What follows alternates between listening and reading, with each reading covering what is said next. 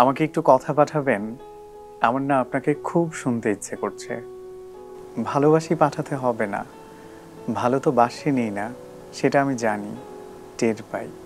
ভালো যে বাসেন না সেটাই বলে পাঠান। আমাকে অপছন্দ আপনার, অন্তত এইটুকুই বলে পাঠান। তবুও একটু কথা পাঠান প্লিজ। আমার না আপনাকে বড় বেশি শুনতে ইচ্ছে করছে, খুব মানে খুব, বিষম ভীষণের মতন। আমাকে একটু কথা পাঠান। কি অবস্থা? এই তো ভালো। আপনার কি অবস্থা, কেমন আছেন? আলহামদুলিল্লাহ ভালো আছি। আপনার কি কখনো এরকম মনে হয় যে কোনো একটা মানুষকে খুব করে শুনতে ইচ্ছে করে, কিন্তু তার প্রতি অধিকারের বোধের জায়গাটা নাই, বা তাকে বলতে পারার যে অধিকারটুকু, যে আমার আপনাকে শুনতে ইচ্ছে করে, জানতে ইচ্ছে করে, তো এমন কোনো মানুষকে কি কখনো শুনতে ইচ্ছে করে কিনা? খুব কঠিন একটা প্রশ্ন করছেন। কেন জানেন, আমি সদ্য বিবাহিত। এখন এখন আমি যদি ডিটেলস বলতে যাই তাহলে আবার ঝামেলা হয়ে যাবে। তবে হ্যাঁ, যেহেতু ছেলে মানুষ, বয়সের দোষ তো মাঝে মধ্যে একটু হয়। খুব পছন্দের মানুষ তো একটা সময় ছিল, যার কথা মেসেজ বা তাকে একটু ফোন দিয়ে কথা শোনার একটা আগ্রহ কোনো না কোনো সময় ছিল। এখনো মাঝে মধ্যে মনে হয় যে একটু কথা বলে দেখি কেমন আছে, কিন্তু সেভাবে আর এখন কন্ট্যাক্ট নেই আর কি। আপনার মনে হয় আছে না এমন কেউ? মানুষ হিসেবে আমাদের প্রত্যেকটা মানুষের এরকম থাকে, মানে সবসময় যে মানুষের সাথে সখ্যতা থাকে, সম্পর্ক যে সুন্দর থাকে তা কিন্তু না। কখনো কখনো এরকম হয় যে মানুষটা আছে কিন্তু মানুষের প্রতি আমাদের অধিকার বোধটুকু নাই। আমি আমার একটা কবিতায় বলেছি যে অতটা দূরে নয় আকাশ, যতটা দূরত্বে তোমার বসবাস। একটা মানুষ, আকাশকে তো চাইলেই আপনি যে কোনো জায়গা থেকে দেখতে পারবেন, সেটা বাংলাদেশে থাকেন আমেরিকায় থাকেন, চাইলেই দৃষ্টিতে স্পর্শ করতে পারবেন। কিন্তু যে মানুষটার সাথে একসময় ভালো সম্পর্ক ছিল, এখন দূরে চলে গেছে, দূরত্ব বেড়ে গেছে, তাকে কিন্তু চাইলে দেখতে পারবেন না, খুব করে পুড়ে গেলেও বলতে পারবেন না যে তুমি কেমন আছো। ঠিক আছে, এই বিষয়গুলো নিয়ে আরো কথা বলবো। স্বাগত জানাচ্ছি আজকের আয়োজনে, আড্ডায়। আর দর্শকদেরকে বলতে চাই যে দর্শক সময় টেলিভিশনের বিনোদন আড্ডায় আপনাদের সবাইকে স্বাগত জানাচ্ছি। তানভীর হাসান দেখতে পাচ্ছেন আমার সঙ্গে উপস্থিত আছে এই সময় জনপ্রিয় একজন লেখক এবং আবৃত্তিকার সালমান হাবিব। আজকে তার সঙ্গে কথা বলবো, আড্ডা দেব, অনেক কবিতা শুনবো, কবিতা নিয়েও গল্প হবে, আশা করি ভালো লাগবে। তারপরে সবকিছু ভালো চলছে তো এমনিতে? আলহামদুলিল্লাহ। ব্যস্ততা কেমন যাচ্ছে আপনার? ব্যস্ততা না থাকলে জীবন আসলে অচল হয়ে যাবে, তো ব্যস্ততা যত বাড়বে জীবন বুঝতে হবে যে ততটাই সচল আছে আর কি। আলহামদুলিল্লাহ। এখন কোন বিষয়ের প্রতি খুব গুরুত্ব দিচ্ছেন? লেখা, আবৃত্তি, কন্টেন্ট বানানো, অফিস, আর অনেক কিছুর সঙ্গে তো যুক্ত আছে। হ্যাঁ, পরিচয়টা একটু নিজে বলেন না যে আপনি কি কি সঙ্গে যুক্ত আছেন। আমি প্রথমত আমাকে মানুষ যেভাবে চেনে সেটা হচ্ছে লেখক শব্দটার চাইতে আমার মনে হয় যে কবিতায় গল্প বলা মানুষ। আচ্ছা, হ্যাঁ। এই এই ট্যাগলাইন বা এই সম্বোধনে মানুষ আমাকে চেনে। তো লেখালেখিতে আছি, আমি একজন প্রকাশক, বই পাবলিশ করি। এর ছাড়া আমি একটা রেডিওতে আরজে হিসেবে যুক্ত আছি এবং একটা মিডিয়াতে আছি। এই আর সঙ্গে তো কবিতায়, যে কবিতায় গল্প বলা মানুষ সবাই চিনি আপনাকে। সেই প্রসঙ্গ কমে আসতে চাই, কোনটা আগে শুরু হয়েছিল, লেখা নাকি কবিতায় গল্প বলা? ডেফিনেটলি লেখালেখি। সেই গল্পটা শুনি তাহলে। কিভাবে শুরু করলেন লেখালেখিটা, কবে থেকে? শৈশব থেকে লেখালেখির বদভ্যাসটা ছিল। বদভ্যাস কেন? কারণ তখন আসলে এটাকে বদভ্যাসই বলা যায়, কারণ আমি শৈশবে আমার বন্ধুদের প্রেমের চিঠি লিখে দিতাম। তাই আপনি? হ্যাঁ। আচ্ছা। হাতের লেখা মোটামুটি ভালো ছিল এবং হচ্ছে রসকর, সিঙ্গারা, বুলবুলি এগুলো মিক্সড করে লিখতে পারতাম। দ্যাটস ওয়াই আমাকে হচ্ছে আমার বন্ধুরা যারই চিঠি লেখার প্রয়োজন হতো। তো এইখানে কিন্তু একটা সমস্যা আছে, নিজের প্রেমের চিঠি অন্যকে দিয়ে লেখানোর যে একটা ক্ষতি, এটাও কিন্তু আছে। অধিকাংশ ক্ষেত্রে প্রেমিকারা প্রেরকের উপর প্রেমে না পড়ে যে চিঠি লিখেছে তার উপর প্রেমে পড়ে যেত। তো এটা আর কি একটা কিন্তু সেই প্রেমিকারা কি জানতো যে চিঠিটা আপনি লিখে দিতেন? কেউ কেউ তো গিয়ে মনে নিজে ক্রেডিট নিত, কিন্তু ঘটনাক্রমে পরবর্তীতে কেউ কেউ জানতো, তখন আসলে ওই তাদের মধ্যবর্তী যে প্রেম সেটা আর থাকতো না আর কি। কারণ ছলনাকারী তো আপনি নিজেই ছিলেন। এবং বড়বেলায় এসে যেটা হয় যে আমার কবিতা দিয়ে অনেকে ইনবক্সে কবিতা আদান প্রদান করে, তাদের মধ্যে একটা সম্পর্ক তৈরি হয়। হ্যাঁ, এমন হয় কেউ কেউ আমাকে ট্রিট দেয়, মানে খাওয়ায় ভালো মন্দ। যে আপনার কবিতার কারণে না না, এটা তো প্রথমে বলে না, মানে ট্রিট দেয়। আমি যখন ট্রিটের পরে জিজ্ঞেস করি, ভাই আচ্ছা ঠিক আছে, এত খাতির আপ্যায়ন কেন করলেন? বলে যে আপনার কবিতা দিয়ে আমার প্রেম হয়েছে। ভালো তো, এটা আপনি অনেক প্রেমের কি বলে সেতু বন্ধনকারী, তাই তো? না, আমি আসলে সামগ্রিক অনুভূতিগুলো বলার চেষ্টা করি আমার কবিতার মাধ্যমে। এই জন্যই 10 জন, 200 জন বা 2000 মানুষের একই রকম অনুভূতি মনে হয়। আমি যে দুঃখটা লিখি সেটা আরও 10 জন মানুষ মনে করে যে এই দুঃখটা আমার, আমি যে অনুভূতির গল্পটা শব্দে রাখি, এটা তারা মনে করে যে এটা তাদের। তো প্রথম আপনার লেখালেখি সেই স্কুল লাইফ থেকে? তাহলে হ্যাঁ, স্কুল লাইফ আমি আসলে রোজ নামচা লিখতাম প্রতিদিন। প্রাত্যহিক যে ঘটনার ভেতর দিয়ে আমরা যাই, দিনের উল্লেখযোগ্য কোনো একটা ঘটনা, সেটা হতে পারে কেউ আমার সাথে খুব ভালো ব্যবহার করেছে, বা কোথাও গিয়ে আমি কারো কাছ থেকে দুর্ব্যবহার পেয়েছি, বা পথ চলতে চলতে, মানে রোজ নামচা আমরা যেগুলো লিখি আর কি, ওই দিনটাকে তুলে রাখার যে ব্যাপার। এরপর থেকে আমি ছোট গল্প লিখতাম, প্রতিদিন একটা করে গল্প লিখতাম। আমার প্রথম প্রকাশিত বইও আসলে গল্প গ্রন্থ। কিন্তু তখন আমি দেখলাম যে আমি আসলে গল্প যেটা লিখছি অন্য 8-10 জন লেখকের মতোই গড়পড়তার গল্প, এটাতে ভিন্নতা কোনো কিছু ওভাবে আসছে না। এবং বই প্রকাশ করার পর আমি দেখি যে একটা গল্পের বইয়ে আপনি 10 থেকে 12টা বা 15টা এর বেশি গল্প বলতে পারেন না। তো সেখান থেকে চিন্তা করলাম যে কিভাবে আরও বেশি পরিসরে গল্প বলা যায়, বেশি সংখ্যক গল্প বলা যায়। তো দেখলাম কবিতার মধ্যে যদি আমি ওই গল্পটাকে নিয়ে আসি, তাহলে অল্প শব্দে অনেক কথা বলে দেওয়া যায়। এই কারণে আমি নামকরণ করেছি কবিতায় গল্প বলা মানুষ। ঠিক আছে, তাহলে কবিতায় গল্প বলা মানুষের কণ্ঠে এখন আরেকটা কবিতা আমি শুনতে চাই। সেক্ষেত্রে আমার কাছে আবদার থাকবে যে প্রথম যে কবিতা লিখেছেন সেটা কি মনে আছে, বা প্রথম দিককার কোনো কবিতায় কি বলা যায় কিনা? তাহলে একটু দেখতাম যে এখনকার সালমান হাবিব আর তখনকারটার মধ্যে পার্থক্যটা কেমন। আচ্ছা, আমার প্রথম প্রকাশিত বই অতটা দূরে নয় আকাশ, যতটা দূরত্বে তোমার বসবাস। ওই বইয়ের একটা কবিতা আমি পড়তে পারি। কবিতার নাম প্রযত্নে। তুমি কি এখন রাতে ঘুমাও না? রাতে ঘুম হয় তোমার? খুব জলদি কি ঘুমিয়ে পড়ো? তবে যে বলতে আমার সাথে কথা না হলে তোমার ঘুম আসে না, তুমি ঘুমোতে পারো না। কই এখন তো আমার সাথে কথা হয় না, তাহলে তুমি ঘুমাও কি করে? তবে কি আমাকে বলা কথাগুলো মিথ্যে ছিল? মিথ্যে ছিল জেগে থাকা রাত্রিগুলো? আচ্ছা, তুমি কি সত্যিই ঘুমিয়ে পড়ো? আমাকে না শুনেই ঘুমোতে পারো, নাকি জেগেই থাকো? আমার না বিশ্বাস হয় না, এখনো কানে বাজে তোমার প্রতিটা কথা, এখনো চোখে ভাসে একটা রাত কথা না হলে তোমার সে কি ব্যাকুলতা। আমি মুগ্ধ হয়ে শুনছিলাম এবং কথাগুলো শুনে আমার কাছে মনে হচ্ছিল যে ওই যে বলছিলেন না যে আমি মানুষের কথাই বলি, বা আমার কাছে আসলে এখন মনে হচ্ছে যে কেন আপনার কবিতা মানুষ শুনে। কিন্তু এখন প্রশ্ন অনেক মাথায় চলে এসেছে শুনে। প্রথম কথা, এইটা যখন লিখেছেন তখন আপনার বয়স কত ছিল এবং আপনি স্টাডি করতেন কিসে?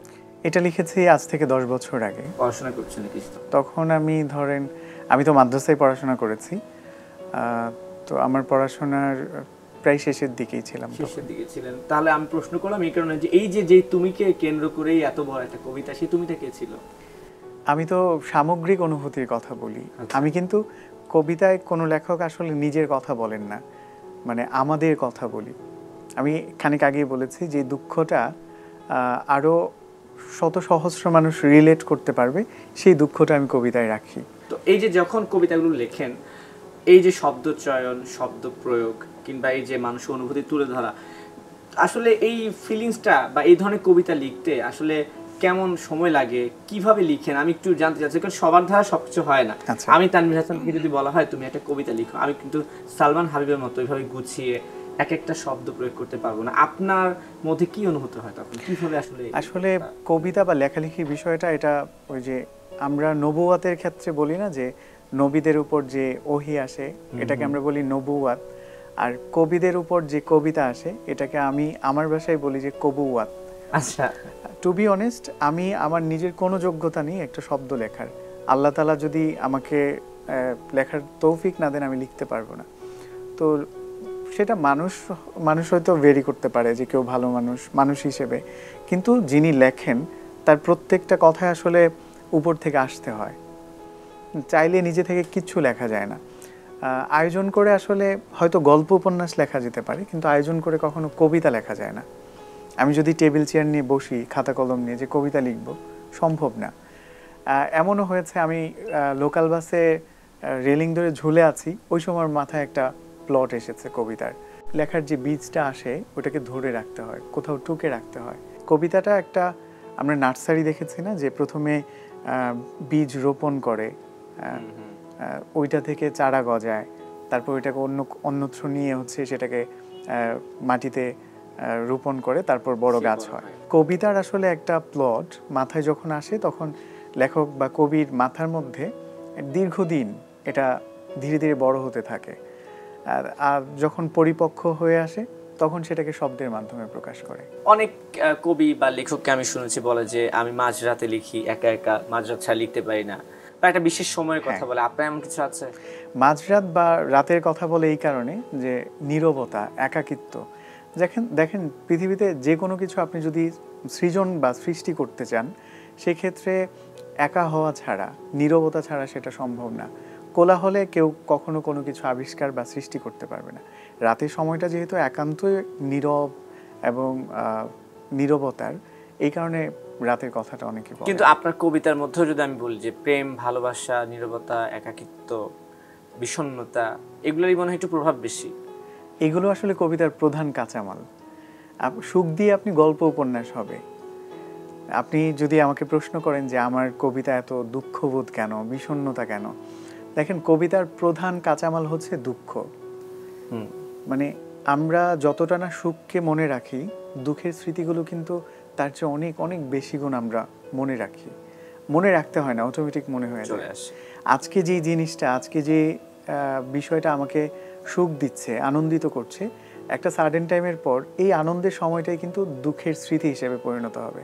আমরা বলি না যে আগে কি সুন্দর দিন কাটাইতাম, তার মানে আগের দিনের সুখ স্মৃতিগুলো বর্তমানের দুঃখ হয়ে গেছে। আচ্ছা, আপনার কবিতা নিয়ে অনেক কথা হয়েছে, কথা বলে ফেললাম যে কিভাবে লিখছেন।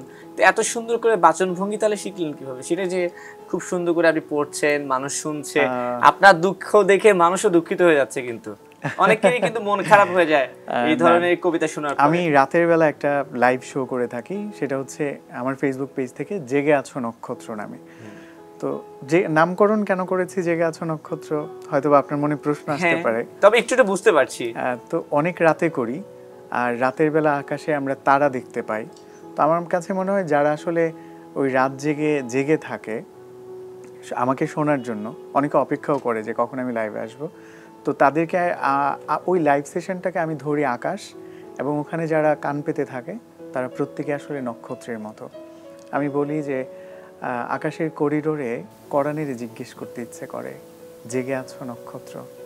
আর আমাকে বললেন না যে বাচনভঙ্গির ক্ষেত্রে বা কথা বলার ক্ষেত্রে, একসময় কিন্তু আমি স্বাভাবিক কথাবার্তা বলতে পারতাম না মানুষের সাথে, তাই না? আপনি কেমন আছেন বা ভালো আছি, এই টুকটাক কথাও আমি বলতে পারতাম না। আমি একটা অজপাড়া গায়ে জন্মেছি।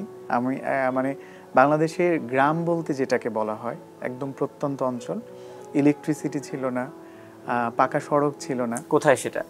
সেটা হচ্ছে নেত্রকোনার একদম শেষ প্রান্তে, সুনামগঞ্জের শুরুতে। আচ্ছা। খালিয়াজুড়ি থানা, কৃষ্ণপুর গ্রাম। অবাক করা ব্যাপার, এত প্রত্যন্ত অঞ্চল কিন্তু আমার গ্রামে স্কুল আছে, হাই স্কুল আছে, কলেজ আছে, ইউনিভার্সিটিও আছে। তো যেহেতু আমি ছোটবেলা আসলে প্রত্যেক সন্ধ্যায় বিকেলে খেলার পরে এসে হারিকেনের চিমনি মুছতে হতো আমাকে, কুপিবাতি জ্বালিয়ে চিমনি। কখনো কখনো দেখা যেত যে পড়া অর্ধেক হয়েছে, হারিকেনের তেল ফুরিয়ে গেছে। তো ওই স্মৃতিগুলোর কথা মনে পড়ে আর কি এখন। তো যেহেতু ডেফিনেটলি আমি আসলে গ্রাম থেকে এসেছি, আর বৃহত্তর ময়মনসিংহ এটা, আপনি দেখবেন ময়মনসিংহ, কিশোরগঞ্জ, তাদের কিন্তু একটা আঞ্চলিক টোন থাকে, যে খায়াল চুন, গ্যাস লাইন, কবে আইবাই নামনে। তো আমি শহরে আসার পর আমার মধ্যে ওইটা থেকে গেছে।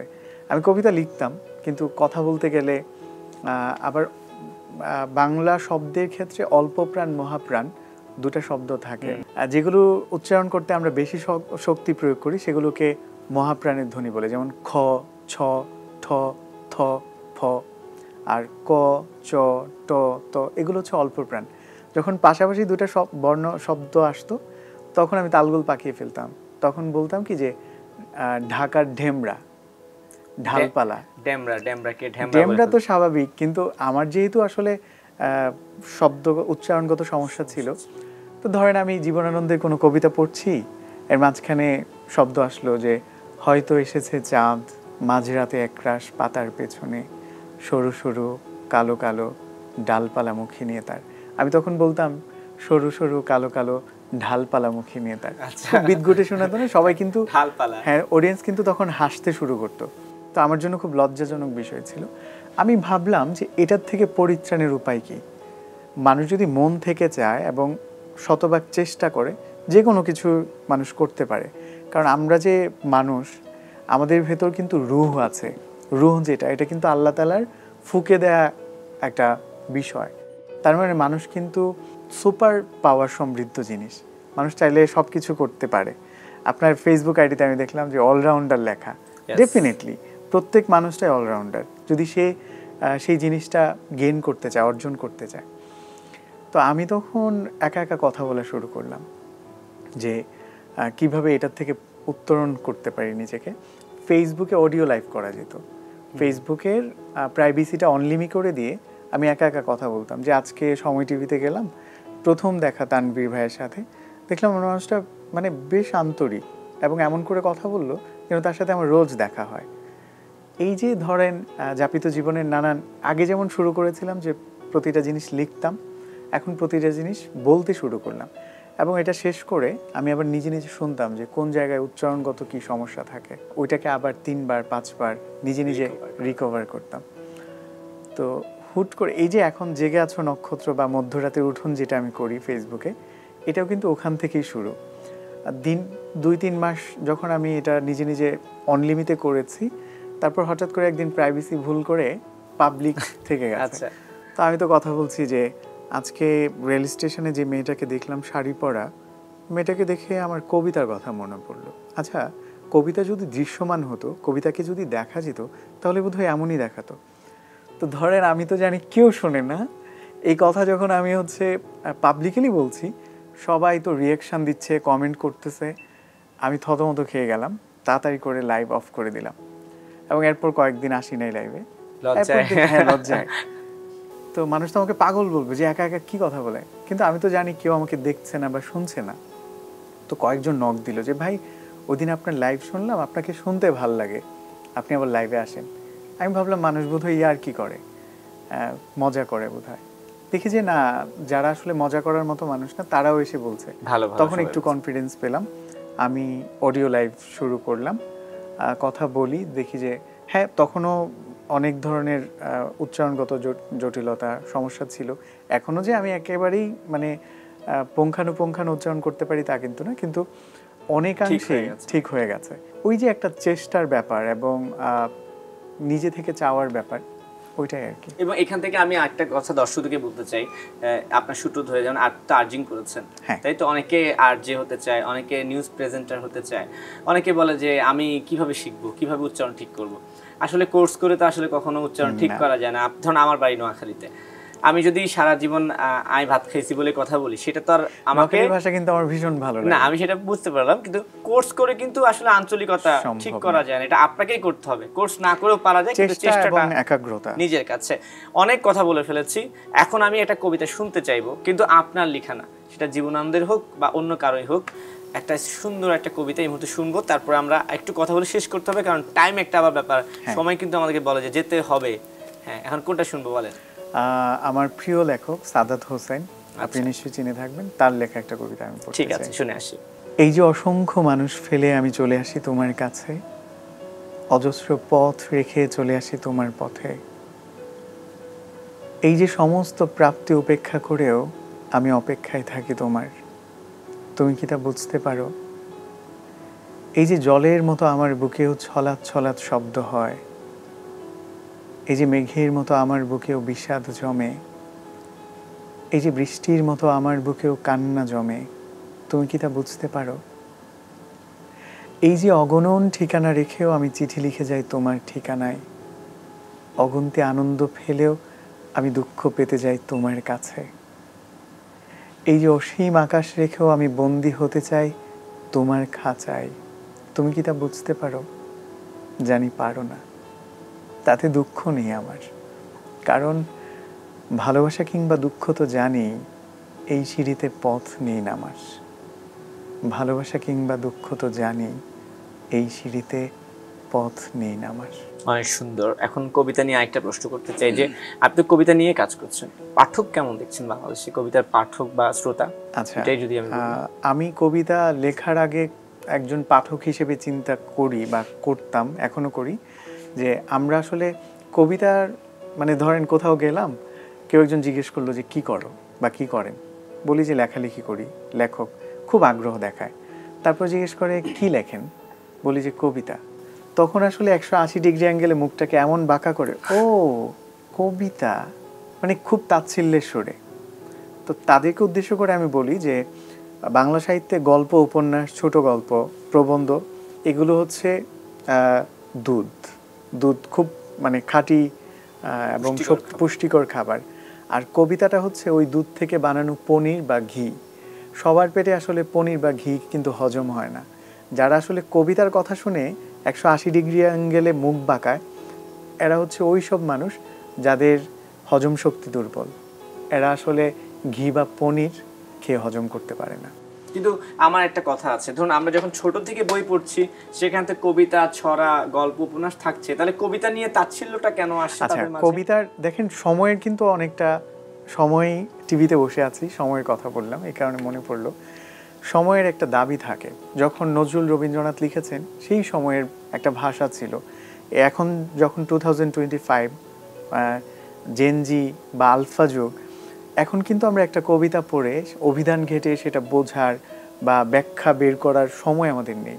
আমরা এত ফাস্ট সব কিছু করতে চাই, একটা দীর্ঘ ফেসবুক পোস্ট আসলেও সেটাকে আমরা স্ক্রল করে যাই, উপরের লাইনটা পড়ি আর নিচের লাইনটা পড়ি। আমরা কিন্তু অনেকে তো শুধু হেডলাইনটা পড়ি, অমুক আর নেই। তার মানে হ্যাঁ, আমাদের ধৈর্য শক্তি খুব কমে গেছে। তো একটা কবিতা পড়ে সেটার ভাবার্থ বের করা বা অভিধান ঘাটা, এটা কিন্তু এখন তাদের মতো করে এখন মানুষ চায় যে আমি পড়েই যেন বুঝতে পারি।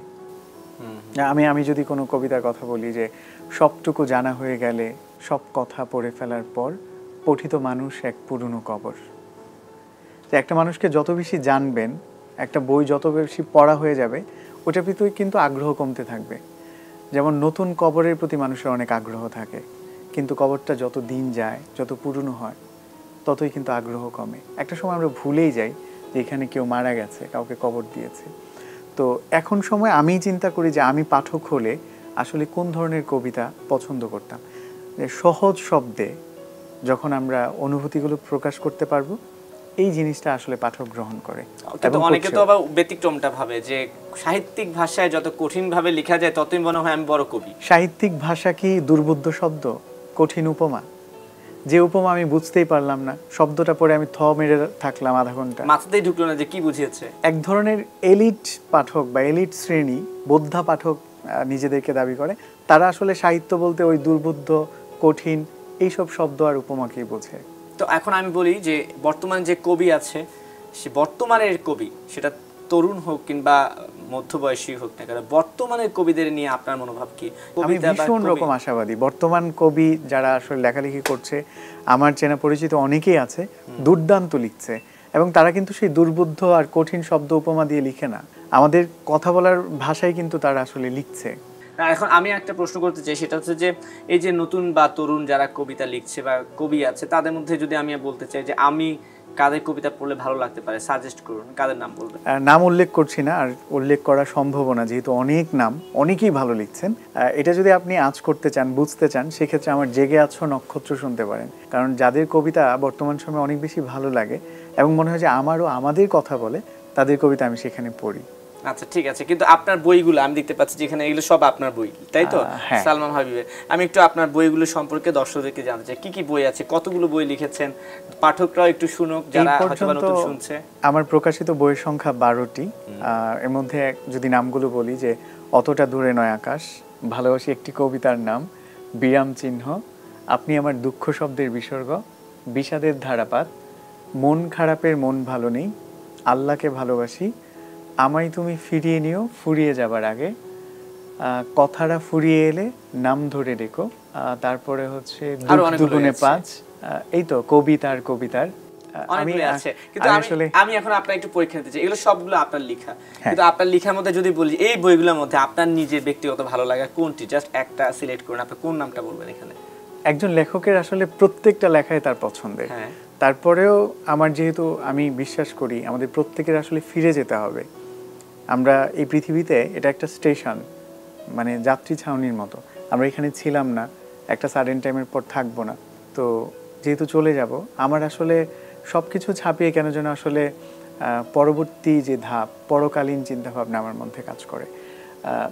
সেই ক্ষেত্রে আমি বলবো যে আমার পুঁজি বা যদি আমি বলি আল্লাহকে ভালোবাসি নামে একটা বই আছে। আমি এখন এই বইটা থেকে যদি একটা কবিতা শুনতে চাই, সম্ভব? হ্যাঁ সম্ভব, তাহলে কেন একটু না? বইটা নিতে পারেন চাইলে আপনি। Definitely। এই বইটা আমি কবিতা কখনো কখনো কিন্তু ইবাদত।